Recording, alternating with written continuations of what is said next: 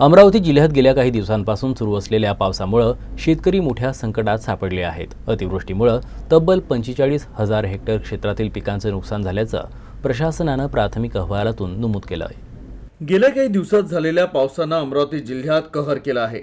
या नैसर्गिक संकटाचा सर्वात मोठा परिणाम खरीप हंगामातील प्रमुख पिकांवर झालाय। तूर, कापूस आणि सोयाबीन सारखी पिकं नष्ट होण्याच्या मार्गावर आहे। अनेक शेतात पाणी साचल्यानं माती वाहून गेली आहे, ज्यामुळे जमिनीच्या सुपीकतेवरही विपरीत परिणाम झालाय। त्यामुळे शेतकऱ्यांचं चालूच नाही तर येणाऱ्या हंगामातील पीकही संकटात सापडलं आहे। प्रशासनाकडून पंचनाम्याची प्रक्रिया सुरू करण्यात आली आहे आणि मदत कार्य देखील वेगानं केले जात आहे। परंतु शेतकऱ्यांचं म्हणणं आहे की केवळ पंचनाम्यानं मदत मिळणार नाही, तर तातडीनं आर्थिक मदत आणि नुकसान भरपाईची नितांत आवश्यकता आहे। पाऊस आता थांबला असला तरी जिल्ह्यातील अनेक भागात परिस्थिती सामान्य होण्यास अजूनही बराच वेळ लागू शकतो। या पावसामुळे अमरावती जिल्ह्यात आतापर्यंत 5 जणांचा मृत्यू झाला असून 38 जनावरांना आपला जीव गमवावा लागला आहे। तर जिल्ह्यात 921 घरांची पडझड झाली आहे।